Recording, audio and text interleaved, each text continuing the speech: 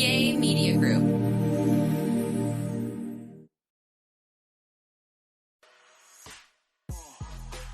Hello and welcome to There I Said It. I'm Georgia Alfredas. She is Tamara Cherie. We are missing one. Yes, we are really missing one today. But you know what? He is doing something super cool. Are we supposed to talk about what he's doing? I don't know. I'm gonna keep my mouth closed. Okay, we'll zip it up. But next week, tune in next week when we talk about why Gary is out. And speaking of tuning in, you're going to want to make sure that you give us all the likes, the thumbs up. Make sure, that you subscribe. Make sure that you're watching on YouTube. Make sure that you're listening wherever you get your podcast and go back and listen. And it's been a while since we got together. It has been a while. I think so. This show is just kind of like, we're missing Gary, but we do want to say that we're still here and our schedules all together have just been all over the place. And for good reasons. I mean, Georgia, look, she's been booked and busy. Gary has been booked and busy. We've all just, we've been a little bit of everywhere. You have been booked and busy. Tell us about what's going on in your life right now. Let's talk about it. And we just talked about it's summertime as well. It's summer for all of us. So that makes a big difference. I know in Georgia, that makes a big difference in your life as well, too. Girl, I hate summer. I love because my 19-year-old's here from school. So I love having him here because I don't have to worry. You'll see when they get older, even though they're out of the house and you're like, they're safe on campus or wherever. Even with my older, my grown son, I worry about him all the time because he flies all the time. He flies for an international airline. So, but just last week they were all here together and they were up late, keeping up noise. But it was so nice because I feel like everybody's home and they're safe. But also, I can't get this much peace to myself. I'm like, stop all that noise. Stay out of my kitchen. Get out of my fridge. Stop dirtying up clothes. Oh my gosh, it's a lot. Yes, but I know you cherish those moments, and plus I've been seeing you on the golf course too. Yeah, we've been doing some golf, girl. Exactly. You've been at the country club, hanging out, playing golf. You're enjoying summer as well. I'm not gonna lie. I love it. But talk about what you've been doing. I've been traveling. I have. I was in Houston for a couple of weeks. Actually about 2.5 weeks. I was. But I was still working. I still work. No matter, I'm always going to show up for the midday. So I'm still on radio every day. So that does not change. Because this is our good government job. We don't play when it comes to that. It's exactly. I am on the radio every single day. I'm not missing work. I am still present every single day. But just out there, just doing some things. We work on some things as well. Got a few different projects that you're actually working on as well. So just trying to get your life together. That's what we like to say. Yeah. That's right. At the same time, actually visiting family and friends and all of that. So doing all of the same things, like, just that you do during the summer. But it's been good. It's been really, really okay. Good. I just realized I'm looking at the camera that I still have this like hospital band on. And I just went for genetic testing. Because, some people in my family have or don't have, but had the C word. It's important, if you have people, my dad died of lung cancer. So you get genetic testing and I'm just like realizing, why do I still have this on? I can't get it off. Really? But you get genetic, Angelina Jolie did it. Okay. And actress Angelina Jolie and her mother, because her mother died of cancer and she had like the BRCA1 or something, which means you're like 60 to 80% chance of actually getting cancer. So she just went on, had both breasts removed, did reconstructive surgery and was like, it's a wrap. I'm not going to deal with it. So, oh, wow. So you get genetic testing and they can tell you, what the likelihood is. Although, I ain't worried about it because, but so, it's still a good thing, just preventative. So by the way, exactly. speaking of y'all, Ananda Lewis, we lost her. Y'all, if you didn't go get your mammograms. Just make the appointment, get it done so that anything can be found, if there's something there, which, prayerfully there wouldn't be, but you can catch it early in the early stages. She said she wishes she had done it a different way, and I think I went to stage 4. She has a little boy, you don't want that in your life. So just go get your mammogram. Like if you're hearing us right now, go ahead, pick up your phone, make that mammogram appointment immediately. immediately. Like when it happened, I did it. I was like, shoot, it's been like 2 years. I immediately, when I heard that about Ananda Lewis, now I have two sisters who have dealt with it and they're fine now. But Okay. I was just like, if I don't make me an appointment, what am I doing? So anyway, so there's that. There's your It's PSA important. for the day. Exactly. It's important. Yes. It's Yes. important. And you know, even with everything that she was dealing with, she was still so vibrant in So her vibrant. interviews and being an advocate. Like she really was. She was just so beautiful. Her spirit was really, really beautiful. You know, I read something that she said recently, and it was so she sent it to her best friend. I don't know if you saw this. And she was like, just her best friend just released a little bit of what she said. And she was like, you know how I feel about this? You know, these bodies, we're renting them. And we know that when we get here, we've rented this body. We have to return it. And, you know, we're here for love. And I was just like, it gave me goosebumps because I was just like, she was so wise, you know, and if you think of life that way, that Yeah. we're really, you know, we're not here for it. We know if we're here, we know that one thing's going to happen sooner or later. We're going to die.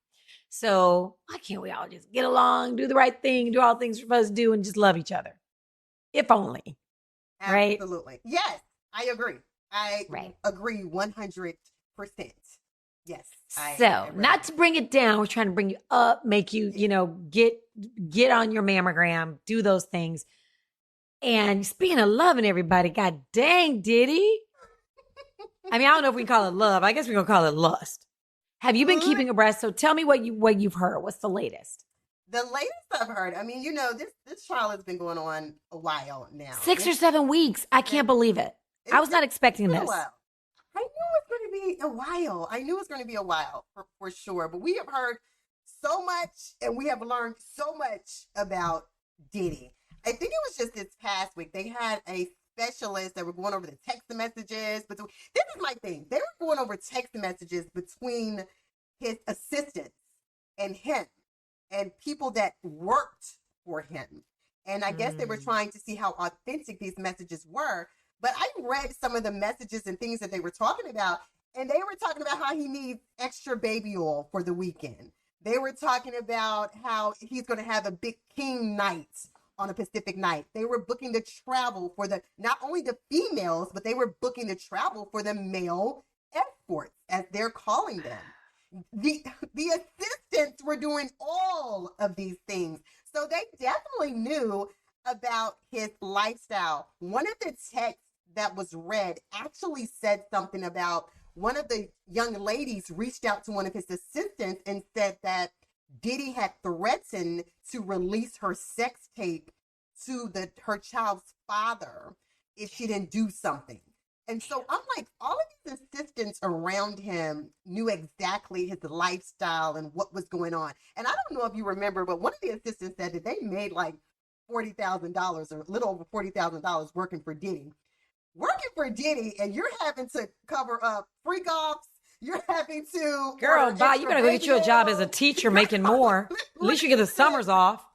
Like, what are we doing? I was like, wait, like you're booking male escorts, and then you're being treated. I think one of them said she was treated badly, the way he talked to her. I was just like, that's a lot for making just over $40,000. But also, here's the thing, and I don't know if we need to ask our listeners about this, and I'm gonna ask you about this, Georgia, because I want to talk to you about it as well. Everything that we know, that we have seen from this trial, we've seen that his lifestyle is definitely very different. We've seen that he's abusive.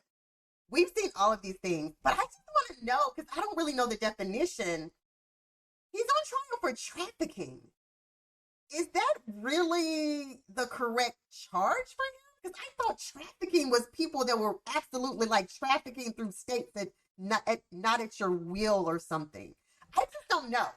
Yeah, and that's the thing. That's where we're going to find out. But did he traffic?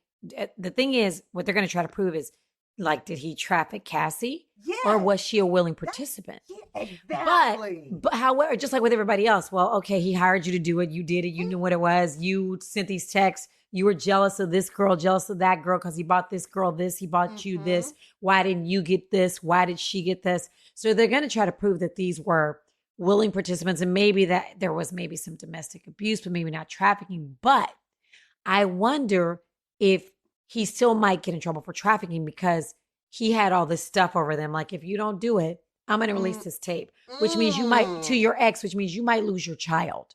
So then you're being mm. not just coerced, but you're being blackmailed into doing it, or else you're going to lose, your child. Because can you imagine if the Mm. ex got that tape, could And immediately probably go especially and if get your the ex is 50 Cent. exactly, exactly. So it's a mess. But 50, speaking of 50 Cent, 50 Cent told us about this a long time ago. 50 Cent is a real one. No matter what you think about 50, he is a real one and he is not afraid. He is just not Not scared. at all. And I think it's that the last thing I read is he was looking for full custody of his son because they're trying to say the Jane Doe was actually, well, I know 50 Cent is saying that the Jane Doe reportedly is his, allegedly, his, one of his baby mamas, of the Yeah. youngest child, Yeah. you know? And So it's we knew he very, was it's upset about that relationship. oh, girl. And to think you've had a child with this woman, but everybody got their past, but I think that, I don't know. I mean, he coerced these women, so many of them. He got them on, he taped them having sex and then was like, I'm going to use it. That's illegal within itself.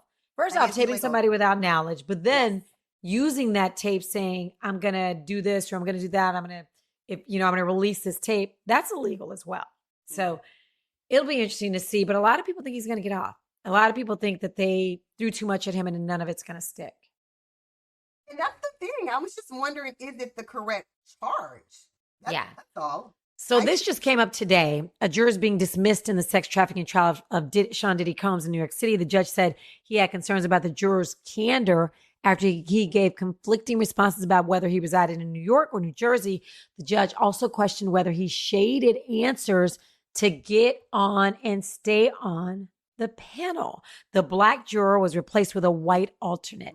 Now, the defense had objected to the dismissal, saying it would make the jury less diverse. There may be a problem with another juror due to information he could have leaked to a colleague. Meanwhile, the prosecution called a summary witness to the stand who's reviewed all texts, call logs, and other files related to the case. An assistant to Diddy and law enforcement agent are expected to testify next.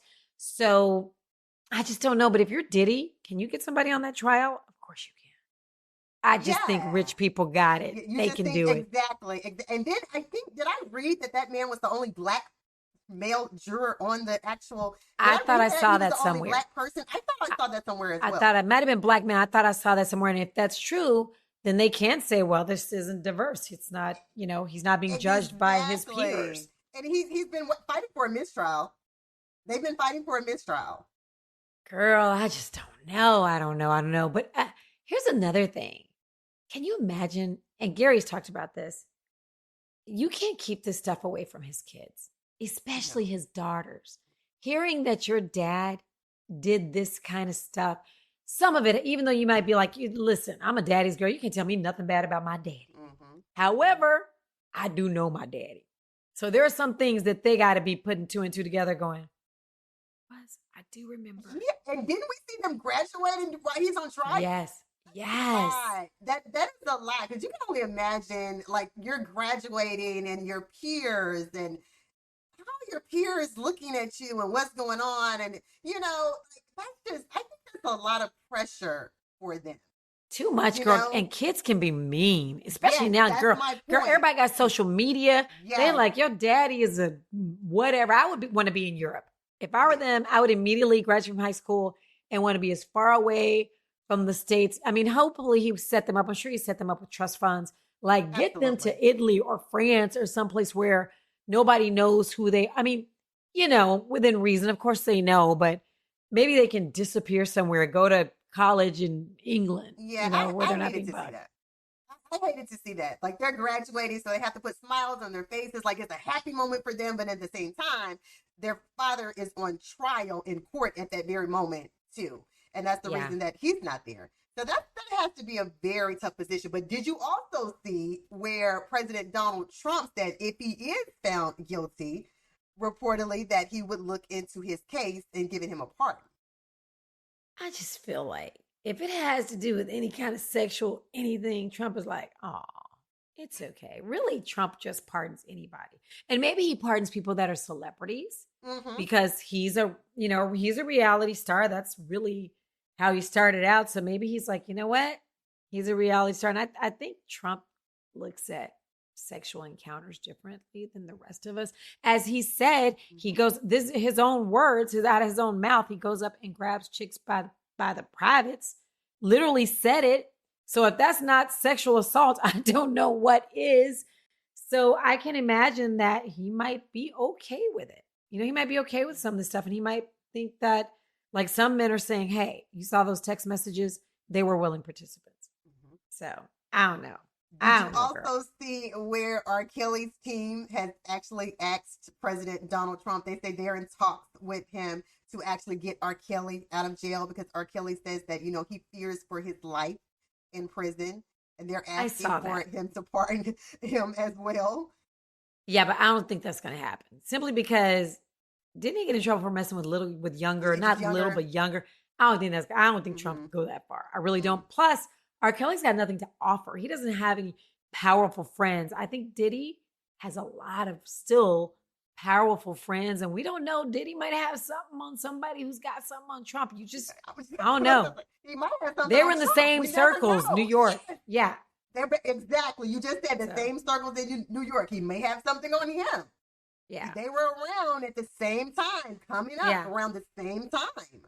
Yeah. I don't know, girl. It's interesting. I mean, it's interesting and also sad, if most of this stuff is true and just he led a different life than what we thought. It just goes to show people, man, their private lives, you just don't know. We think we got stuff going on.